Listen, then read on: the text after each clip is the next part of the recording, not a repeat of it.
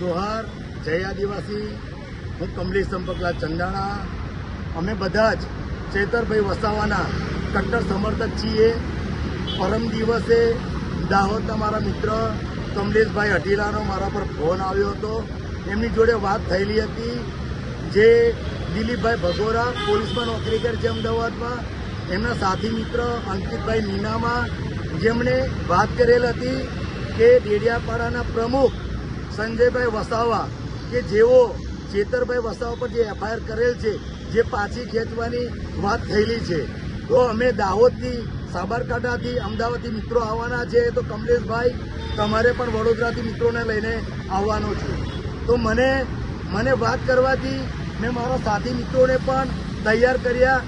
અમે ચેતરભાઈ વસાવાના કટ્ટર સમર્થક હોવાના નાતે ભાઈ ચેતરભાઈ વસાવા ઉપર એફઆઈઆર પાછી ખેંચાતી હોય તો અમે તો અમારા માટે તો સારી વાત છે એમ કરીને મારા સાથી મિત્રોને લઈને હું ડેડિયાપાડા ગઈકાલે ગયો હતો। સંજયભાઈ વસાવાએ રામેશ્વર હોટલમાં, ડેડિયાપાડાની રામેશ્વર હોટલમાં 1:30 વાગ્યાનો ટાઈમ આપેલો હતો। એ ટાઈમ પ્રમાણે અમે હોટલમાં પહોંચી ગયા। હોટલમાં પહોંચી ગયા પછી જે અમને વિશ્વાસથી અમને લઈ ગયા હતા, જે પ્રમાણે વાત કરેલી હતી એના કરતાં કંઈક ઉલટી જ વાત થઈ।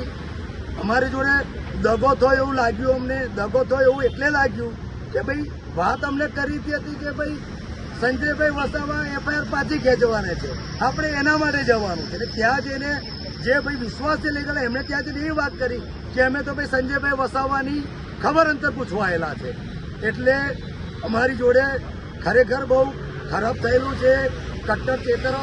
ચેતરભાઈ વસાવાના કટ્ટર સમર્થક હોવાના નાતે અમારી જોડે બહુ ખરાબ થયેલું છે। અમે સહન કરી શકીએ એમ નથી।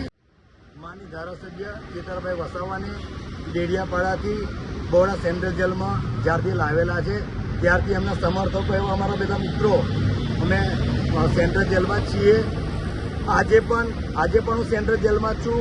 વોટ્સઅપ પર મેં મેસેજ જોયા એટલે મારે ખુલાસો કરવા માટે વિડીયો જે મૂકવો પડ્યો છે। પરમ દિવસે પણ અહીંયા હતા, પરમ દિવસે સાંજે અમારા પર